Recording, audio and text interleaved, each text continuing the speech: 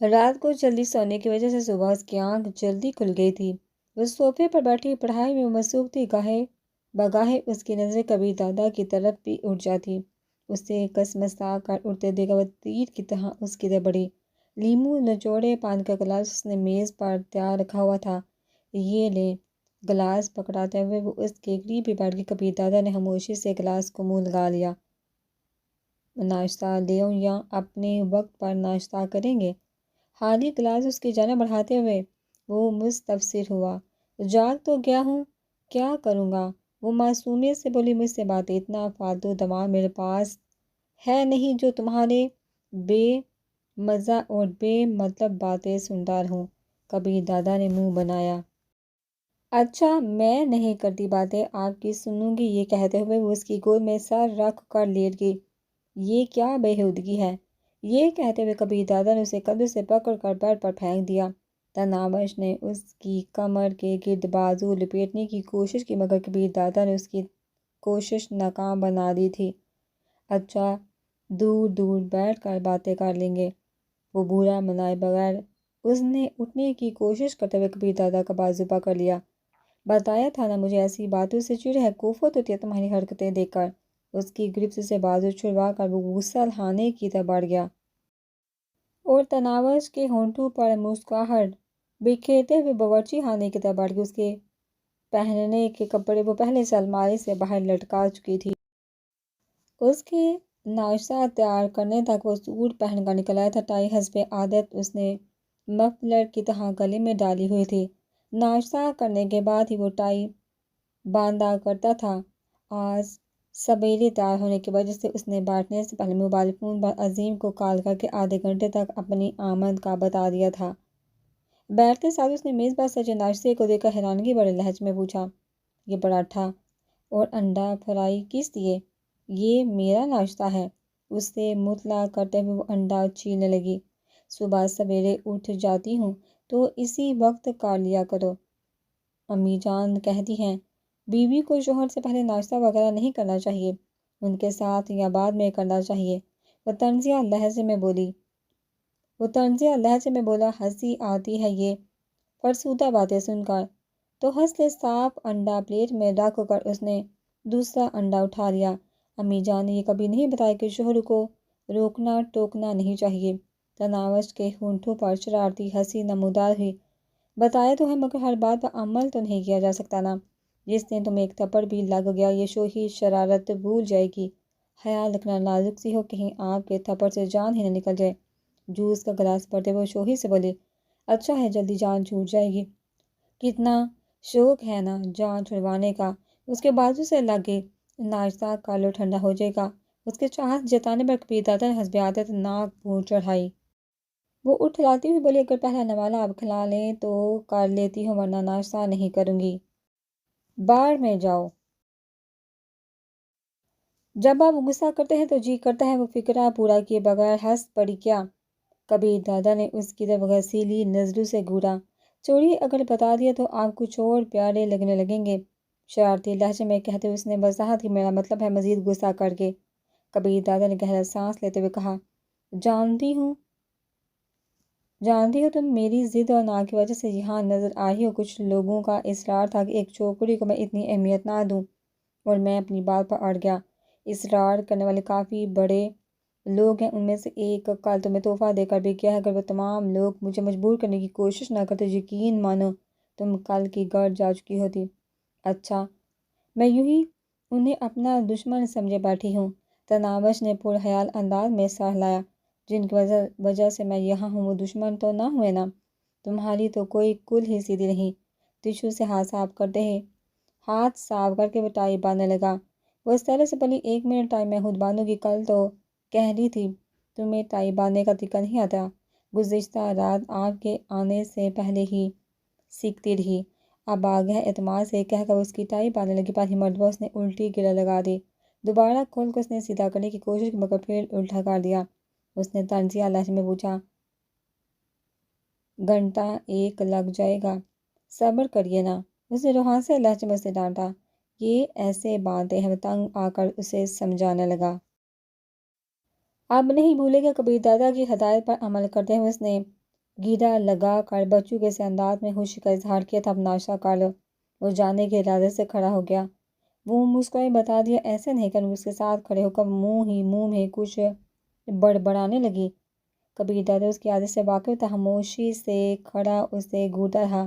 اس کے چہرے اور چھاتی پر پھونک مارتے ہوئے وہ بولی، جلدی آنے کی کوشش کرنا۔ افسوس بڑے انداز میں سر ہلاتے ہوئے کبیر دادا چل پڑا۔ اس کے بار بار ڈانٹنے اور شرمندہ کرنے کا تنامش پر کوئی اثر ہی نہیں ہو رہا تھا۔ وہ حسب عادت اس کے پیچھے ہی بڑھ گئی تھی۔ گاڑیاں تیار کھڑی تھی۔ عظیم نے اس کے لیے دروازہ کھولا۔ اس کے قریب رکتے ہوئے بولا، تم آج یہیں رہ جاؤ۔ اس کے داخلے کا کوئی مسئلہ تھا، کالج کے پرنسپل سے جا کر مل لینا۔ کس کے داخلے کا مسئلہ ہے دادا؟ عظیم کی سمجھ میں نہیں آیا تھا۔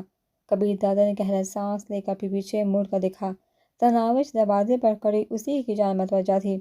وہ مصیبت جو دروازے پر کھڑی ہے؟ کبیر دادا کے لہجے سے شوہرانہ بے بسی کا اظہار ہو رہا تھا۔ عظیم کے ہونٹ پر تبسم ظاہر ہوا، مگر پھر وہ ہونٹ بھینج کر خود کو سنجیدہ ظاہر کرنے لگا۔ ٹھیک ہے دادا، یہ ہو جائے گا، البتہ یہ کوئی مسئلہ ہے؟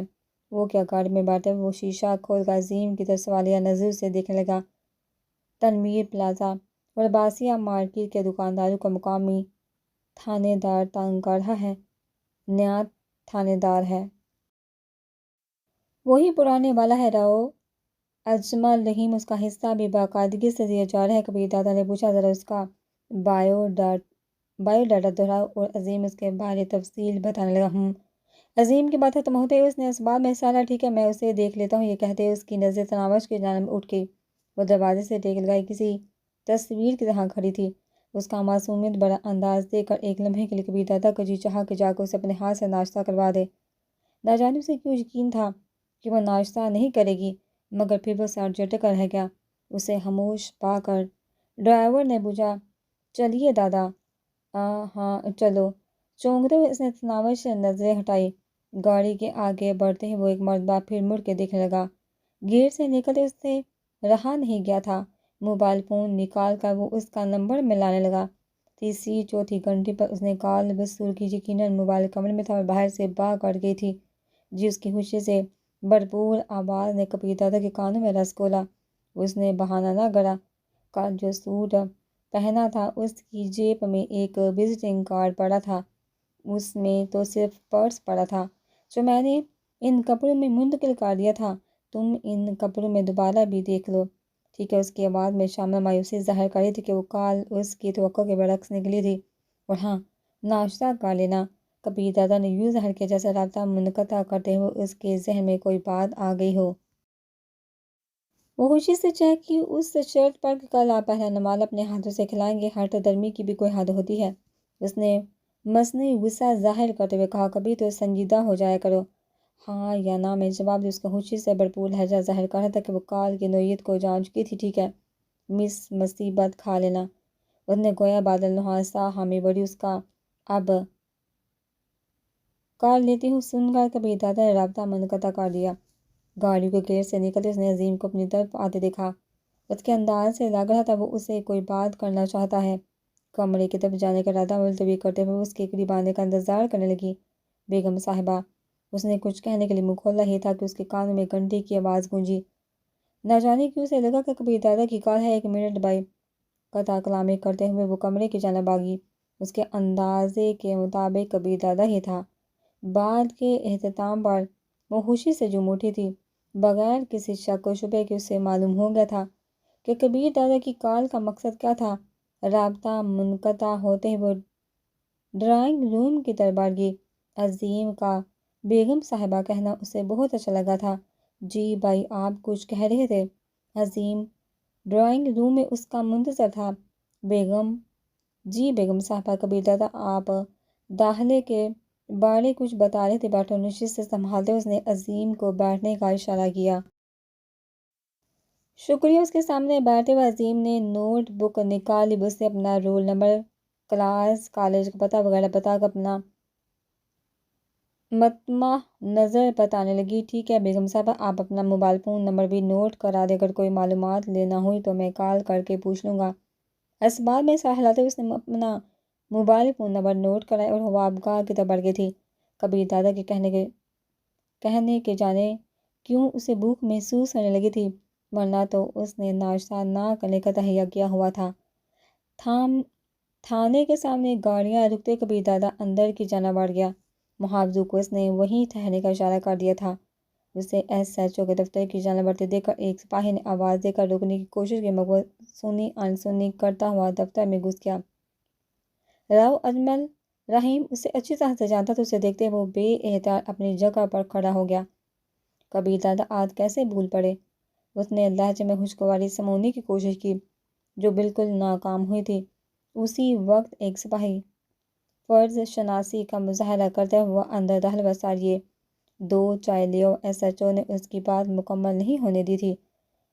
وہ جی سر کہتے ہوئے واپس لوٹ گیا۔ ایس ایچ او کی دعوت کا انتظار کیے بغیر کرسی سنبھالتے اس نے کسی تمہید میں پڑھنے کے بجائے براہ راست مطلب کی بات شروع کر دی۔ یقیناً آپ میری آمد کا مقصد جانتے ہوں گے۔ جب آپ تشریف لے ہی آئے ہیں تو بتا دیں، اس نے بیٹھتے ہوئے معنیخیز لہجے میں پوچھا۔ تنویر پلازہ واسعہ مارکیٹ کے دکانداروں کی شکایت موصول ہوئی تھی۔ کوئی بڑی بات کرے کبیر دادا، یہ چھوٹی موٹی شکایتیں تو آئے روز کا معمول ہیں۔ آپ کا حصہ پہنچ گیا تھا؟ کبیر دادا نے اس کی آنکھوں میں آنکھیں ڈالتے ہوئے پوچھا۔ ہاں، مگر مجھے لگتا ہے اس کی مقدار کچھ بڑھا دینی چاہیے، اس وجہ سے کہ نادیہ اب 10ویں کلاس میں پہنچ گئی ہے۔ کبیر دادا کا معنیخیز لہجہ کسی تعارف کا مدعا نہیں تھا۔ سنا تھا کبیر دادا دشمن کی بہو بیٹیوں پر نظر نہیں ڈالتا۔ راؤ اجمل چہرے پر کھلنے والی مسکراہٹ گمبھیر سنجیدگی میں ڈل گئی تھی۔ کبیر دادا اطمینان بھرے لہجے میں بولا، بالکل، نادیہ بھی میری بھانجی بھتیجی کی ظاہر، اس لیے میں نہیں چاہتا کہ اس کے سر سے باپ کا سایہ اٹھ جائے۔ کبیر دادا اب زیادتی کر رہے ہیں۔ اجمل رحیم کو غصے پر قابو پانا مشکل ہو رہا تھا۔ میں لکھ کر دے رہا ہوں کہ ایس پی ضمیر حسین آپ کے جنازے میں شرکت سے زیادہ کچھ نہیں کر پائے گا۔ شاید پولیس سے دشمنی آپ کو مہنگی پڑے۔ سپنوں کی دنیا سے باہر نکل آؤ۔ ایس پی ضمیر حسین کی زیر کمان دوسرے تھاندار ایسی حرکت کیوں نہیں کر رہے؟ یقین مانو ضمیر حسین تمہارے کندھے پر بندوق رکھ کر فائر کر رہا ہے، یہ کہہ کر اٹھتے ہوئے بولا، میرا کام تھا سمجھانا، اب بس کل تک انتظار کروں گا۔ وہ مڑ کر باہر جانے لگا۔ بات سنی اس کے پکارنے پر کبیر دادا رک کر اس کی جانب متوجہ ہوا۔ 10,000 ماہانہ بڑھانے سے آپ کو کوئی فرق تو نہیں پڑے گا، البتہ میری لاج رہ جائے گی۔ کبیر دادا کے ہونٹوں پر دھیمی مسکراہٹ نمودار ہوئی اس شرط پر کہ یہ 10,000 میری بھتیجی نادیہ کے جیب خرچ کا حصہ بنیں گے۔ منظور راؤ اجمل کے چہرے پر پہلی بار اطمینان جھلکا تھا۔ اب چائے تو پی لے۔ ادھار ہی کہتے ہوئے وہ تیز قدموں سے چلتا ہوا تھانے سے باہر آ گیا۔ جی پاشا دادا، اس سے امتیاز کی آواز سنائی دی۔ پاشا نے پوچھا، سناؤ بھائی، کبیر دادا اٹھا ہے کہ نہیں؟ ہم یہاں تھانے پہنچے ہوئے ہیں۔ اتنی جلدی؟ پاشا کے لہجے میں حیرانی تھی۔ رات کو کبیر دادا آپ لوگوں کے جاتے ہی ہمیں کام پر بیچ کر خود گھر چلے گئے تھے، آج سویرے ہی جاگے۔ پاشا نے اندازہ لگایا شاید اس کی چھوکری سے جان چھڑوانے کی خوشی میں سویرے جاگے ہوں گے۔ امتیاز نے حیرانگی سے کہا کہ اس چھوکری سے وہ نمازن تو ابھی تک گھر میں ہے، مگر رات کبیر دادا کہہ رہے تھے کہ صبح سویرے اسے گھر بھیج دے گا۔ اس بارے تو میں کچھ نہیں جانتا۔ صبح آتے وقت حسب معمول وہ کبیر دادا کو چھوڑنے دروازے تک آئی تھی اور گاڑیوں کے گھر سے نکلتے تک دونوں لالا مجنوں کی طرح ایک دوسرے کو گھورتے رہے۔ نہ کر یار، پاشا کے لہجے میں تشویش تھی۔ رات کو کبیر دادا نے اسے واپس بھیجنے کا وعدہ کیا تھا۔ امتیاز نے خیال ظاہر کیا، ویسے عظیم کو دادا گھر میں چھوڑ آئے، شاید اسے بتایا ہو کہ ہمارے نکلنے کے بعد نمازن کو گھر تک چھوڑ آئے۔ میں پتہ کر لیتا ہوں۔ رابطہ منقطع کر کے وہ عظیم کا نمبر ملانے لگا۔ جی دادا۔ عظیم نے فوراً کال وصول کی تھی۔ کبیر دادا کے گینگ کے افراد پاشا کا اتنا ہی احترام کرتے تھے جتنا کبیر دادا کا، کیونکہ وہ جانتے تھے کہ وہ کبیر دادا کا کتنا چہیتا تھا۔ پاشا نے بے صبری سے پوچھا، یار کہاں بیگم صاحبہ کے کام کے سلسلے میں کالج آیا تھا؟ کون بیگم صاحبہ؟ عظیم اطمینان سے بولا، کبیر دادا کی بیوی۔ کبیر دادا تمہیں گھر کیوں چھوڑ گئے تھے؟ انہوں نے کہا کہ بیگم صاحبہ کے داخلے وغیرہ کا کوئی مسئلہ ہے، میں اسی سے پوچھ کر وہ کام کر دوں۔ اچھا ٹھیک ہے۔ رابطہ منقطع کر کے وہ سوچ میں پڑ گیا۔ چند لمحوں بعد وہ کبیر دادا کا نمبر ملا رہا تھا۔ ہاں پاشا، خیریت تو ہے؟ کبیر دادا نے کال وصول کرتے ہی پوچھا۔ خیریت ہے دادا، بس ایک بات پوچھنی تھی، تناوش کے علاوہ کچھ ہے تو پوچھو۔ مگر رات کو آپ نے حامی بڑی تھی۔ ہاں، مگر بعد میں سوچا تو مناسب نہ لگا، جینا مشکل دکھائی دے رہا ہے۔ پاشا نے بغیر لگی لپٹی رکھے پوچھا۔ جب آدمی تھپڑ کی حدود سے باہر ہو تو اسی قسم کی بکواس کرتا ہے۔ دادا میں تھپڑ سے نہیں ڈرتا، مگر آپ کی تازہ دوش سے ڈر گیا ہوں۔ بکواس نہ کرو یار، اس لڑکی کو ایک گنڈے سے پناہ دے کر میں حبیسوں کے ٹولے کے سامنے کس طرح پھینک دوں؟ جانتے تو ہو نا، نوشاد افریدی ہلاک حسین وغیرہ کس قد کے تحت پر نظر گاڑے ہوئے ہیں۔ جس دن وہ گھر چلے گی اس سے بہت برا برتاؤ کریں گے، صرف مجھے نیچا دکھانے کے لیے، اور اس وقت میں اس کی کوئی مدد بھی نہیں کر پاؤں گا کیونکہ میں اس سے رشتہ ختم کر چکا ہوں گا، اور ایک انجان لڑکی کے کسی گینگ کے سربراہ کو میں کچھ نہیں کہہ سکوں گا۔ پاشا اس کی باتوں کو ہاتھ میں نہ لاتے ہوئے بولا، اس متعلق ہم پہلے بات کر چکے ہیں، آپ نے عوام کا ٹھیکہ نہیں لے رکھا۔ کبیر دادا سے تعلق کے بعد وہ عام نہیں رہی۔ کبیر دادا جیسے شخص کو اپنا دیوانہ بنانے والی عام کیسے ہو سکتی ہے؟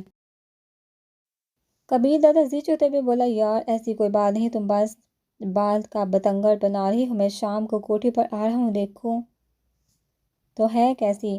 آج شام کو ہلاک حسین کے ہاں دعوت ہے، وہی ملاقات ہوگی۔ او مجھے تو بھول ہی گیا تھا، تمہیں بس استاد پر بکواس کرنا یاد رہتا۔ کبیر دادا نے منہ بناتے ہوئے رابطہ منقطع کر دیا۔ تھانے سے نکلتے کبیر دادا نے ڈرائیور کو برکت کے اڈے پر جانے کا بتایا۔ برکت ہی تنویر پلازہ باسیہ مارکیٹ کے دکانداروں سے بتا وصول کیا کرتا تھا۔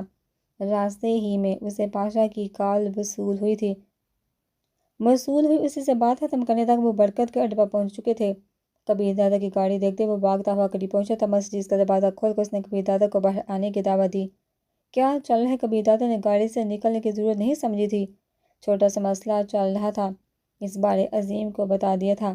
کبیر دادا نے کہا، وہ مسئلہ حل ہو گیا، ابھی تھانے دار ہی سے مل کر آ رہا ہوں، اس کے علاوہ کچھ ہے تو بتاؤ۔ باقی تو سب ٹھیک چل رہا ہے دادا۔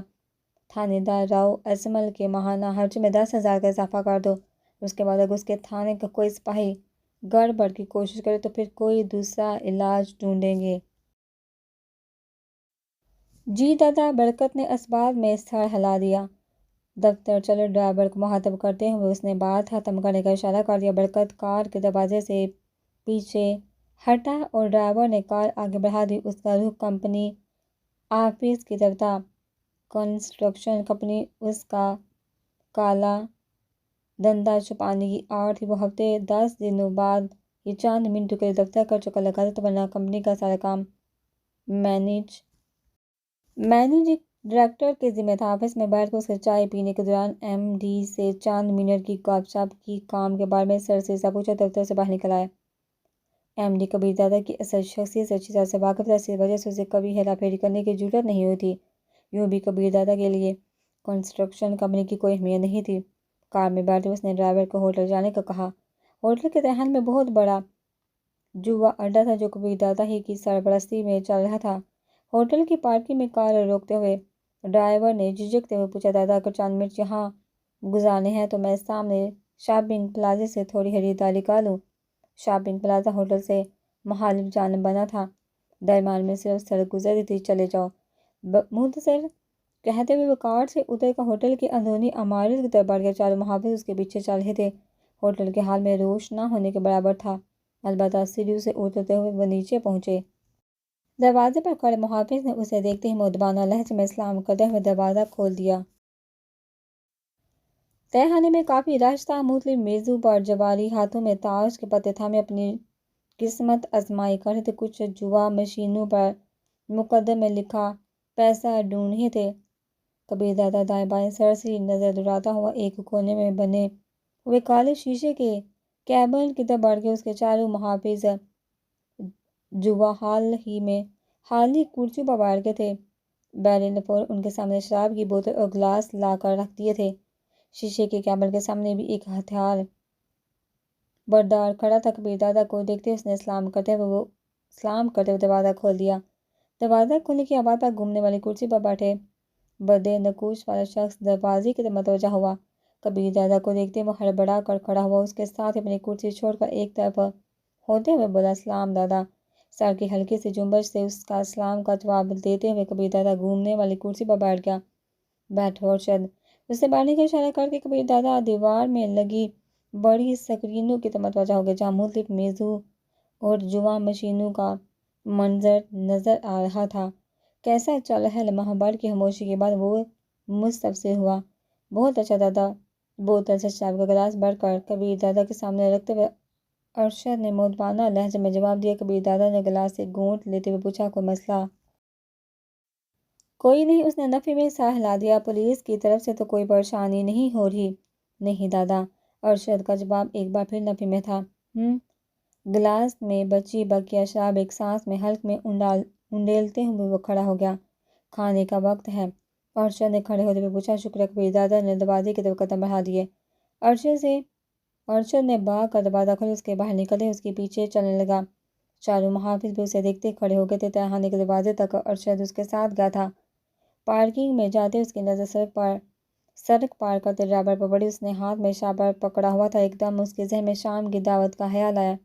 اس نے ڈیش بورڈ کھول کر بڑی مالیت کے نوٹوں کی آدھی گٹھی اٹھا کر جیب میں ڈالی اور شاپنگ پلازے کی طرف چل پڑا۔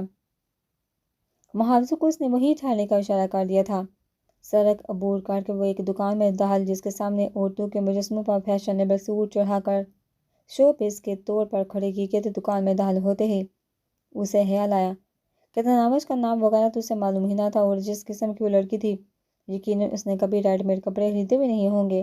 وہ مایوس ہو کر واپس مڑنے ہی لگا تھا کہ اس کی نظر شو کیس کے سامنے کھڑی ایک لڑکی پر پڑی۔ جسمانی حد و حال کے لحاظ سے وہ تناوش کے بالکل مشابہ تھی۔ سیلس مین نے کسی چیز کی قیمت دریافت کر کے اس نے اپنا پرس کھول کر اندر نظر دوڑائی اور مایوسی سے سر ہلا کر دروازے کی طرف بڑھی۔ کالی قمیض کے نیچے اس نے نیلے رنگ کی جینس پہنی ہوئی تھی۔ بہن بات سنو، کبیر دادا نے اسے جھجکتے ہوئے مخاطب کیا۔ وہ کبیر دادا سے چند قدم کے فاصلے پر سے گزر رہی تھی۔ اس کی آواز سنتے ہی اس نے حیرانگی سے پیچھے مڑ کر دیکھا۔ کسی کو موجود نہ پا کر دوبارہ کبیر دادا کو دیکھتے ہوئے اس نے اپنی جانب انگلی کا اشارہ کرتے ہوئے استفہامیہ اشارہ کیا۔ ہاں آپ سے مخاطب کبیر دادا نے سوال میں سر ہلا دیا۔ جی بھائی، اس کے قریب رکتے ہوئے مستفسر ہوئی۔ اگر آپ نہ ہو تو ایک چھوٹی سی مدد درکار تھی۔ جی بھائی بولی، اس کے لہجے میں شکوک کی پرچھائیاں لرزاں تھیں۔ میں نے اپنی بیوی کو تحفہ دینے کے لیے ایک سوٹ لینا تھا، لیکن اس کے نام کا مجھے معلوم نہیں، اور اتفاق سے آپ کا قد وغیرہ بالکل اس سے مشابہ ہے۔ کہ آپ اس سلسلے میں میری کوئی مدد کر سکتی ہیں؟ کارلوس نے مشورہ دینے میں دیر نہیں لگائی تھی۔ وہ ہنسا۔ پھر تحفہ لے جانے کا مزہ باقی نہیں رہے گا۔ چلیے آپ سوٹ پسند کریے، میں سیلس مین کو نام بتا دیتی ہوں۔ اس نے مزید تکرار سے گریز کیا تھا۔ اگر اتنی مہربانی کر رہی ہیں تو اپنی پسند ہی کا ایک سوٹ دکھا دیں۔ کبیر دادا کو گہری نظروں سے گھورتے ہوئے وہ پیچھے مڑی، سیلس مین کے قریب پہنچتے ہوئے کہنے لگی، وہ سوٹ ہے۔ اس نے انگلی سے اشارے سے ہینگر میں لٹکے ایک سوٹ کی طرف اشارہ کیا۔ شاید تھوڑی دیر پہلے بھی وہ اسی سوٹ کا پوشی تھی۔ کالی جینس اور ہلکے گلابی رنگ کی پھولدار قمیض۔ مجھے تو یہ پسند ہے اور یہ میرے نام کے مطابق ہے، وہ پاس کھڑے کبیر دادا کو کہہ کر وہ جانے کے ارادے سے مڑی۔ ٹھہرو بہن، کبیر دادا اسے روکتے ہوئے سیلس مین کو مخاطب ہوا۔ اسی ناپ اور رنگ میں 2 سوٹ علیحدہ علیحدہ پیک کر دیجیے بھائی۔ کبیر دادا کے کچھ نہ کہنے پر وہ پوچھنے لگی، 1 منٹ۔ کبیر دادا اسے بتائے بغیر سیلس مین کی طرف متوجہ تھا۔ دونوں سوٹوں کے پیک ہوتے اس نے ایک پیکٹ اسے لڑکی کی طرف بڑھاتے ہوئے کہا، یہ آپ کے لیے، مگر یوں ہی سر میں یہ کیسے لے سکتی ہوں؟ لڑکی نے انکار میں سر ہلایا۔ وہ ہنسا، بھائی سمجھ کر مدد کی ہے بہن، سمجھ کر دے رہا ہوں، مگر بھائی یہ بہت قیمتی ہے۔ اس کے انکار میں درار پڑتے دیکھ کر کبیر دادا نے کہا، ہاں آپ خود اعتراف کر چکے کہ آپ کی قوت خرید سے باہر، اسی لیے تو دے رہا ہوں۔ اس لڑکی نے جھجکتے اس کے ہاتھ سے پیکٹ لیا اور شکریہ بھائی جان کہتے ہوئے چالی۔ کبیر دادا ان سوٹوں کی ادائیگی کے لیے کیش کاؤنٹر کی طرف بڑھ گیا۔ بل ادا کر کے وہ باہر نکلا اور وہ لڑکی سڑک کے کنارے کھڑی اسی دکان کی طرف متوجہ تھی۔ شاید اسے ابھی تک کبیر دادا کی مہربانی کی سمجھ نہیں آتی تھی۔ کبیر دادا کو دکان سے نکلتے دیکھ کر وہ بظاہر سامنے دیکھنے لگی، مگر کبیر دادا جانتا تھا کہ وہ کن عقیوں سے اسی ہی کی طرف متوجہ ہے۔ اپنی بیوقوفی پر وہ دائیں بائیں سر مارتا ہوا سڑک عبور کرنے لگا۔ تناوش کو گھر لانے کے بعد اس سے مسلسل اوٹ پٹانگ حرکتیں سرزد ہو رہی تھی۔ اسے قریب آتا دیکھ کر ڈرائیور نے کار کا دروازہ کھول دیا۔ اندر بیٹھتے ہوئے اس نے سڑک کے پار نگاہ دوڑائی۔ وہ لڑکی ابھی تک سڑک کے کنارے کھڑی اسی کی طرف متوجہ تھی۔ گاڑی چلو وہ ڈرائیور کو مخاطب ہو، اس نے جی دادا کہتے ہوئے گاڑی آگے بڑھا دی۔ میں قسم کھا کر کہہ سکتا ہوں کہ دادا نے اس نمازن کے لیے خریداری کی ہے۔ امتیاز دوسرے محافظوں کو مخاطب رہا، بخش ہنسا، یار تم تو پکے ہی اس بیچاری کے پیچھے پڑے ہوئے ہو۔ امتیاز نے کہا، اس نے بھی تو ہمارے بات کو ہر کام سے نکالی، اس غریب کا کیا قصور؟ باکر کا ووٹ بھی بخش کی طرف سے قصور تو ہے نا، وہ اتنی خوبصورت معصوم ہوتی، نہ کبیر دادا اس بوڑھی طرح سے فریفتہ ہوتے۔ پتر جس دن کبیر دادا نے یہ ہرزہ سرائی سن لی، تمہارا دنیا میں آخری دن ہوگا، بادشاہ دادا سے بات ہوئی تھی، اس کا ووٹ بھی میرے حق میں ہے۔ امتیاز نے چھاتی پھیلائی۔ بخش اسے تنبیہ کرتے ہوئے بولا، اس سے اپنا موازنہ نہ کرو، وہ کبیر دادا کا لاڑکا ہے۔ یار میں نے کبیر دادا کے خلاف تو کوئی بات نہیں کی نا۔ امتیاز نے فوراً صفائی پیش کی۔ باکر نے کہکا لگاتے ہوئے کہا، اگر تمہارے بقول میں نمازن کبیر دادا کو اتنی پیاری ہے تو سوچ لو اس کے خلاف کوئی بات سن کر کبیر دادا تمہارا کیا حشر کرے گا۔ میری تو بس یار آپ لوگ تو پیچھے ہی پڑ گئے ہو۔ امتیاز کانوں کو ہاتھ لگاتے ہوئے اپنے موقف سے ہٹ گیا۔ ان کی گپ شپ کے دوران وہ گھر کے قریب پہنچ چکے تھے۔ کبیر دادا کی کار کو گیٹ کی طرف موڑتے دیکھ امتیاز سے رہا نہیں گیا۔ خود دیکھ لو، 1 بجے واپس پہنچ گئے ہیں، کل بھی قریباً اسی وقت پہنچے تھے۔ اور اس نے قبل 5 بجے سے پہلے کبھی کوٹھی کا گیٹ نہیں دیکھا تھا۔ آم کھاؤ، جگر پیٹ نہ گنو، اگر اس کی وجہ سے جلدی گھر آ جاتے تو اسے دعائیں دو، اس نمازن کو ہم جیسے گناہ گاروں کی دعاؤں کی کیا حاجت؟ اس مرتبہ امتیاز کے لہجے میں ہلکا سا دکھ ہلکوری لے رہا تھا۔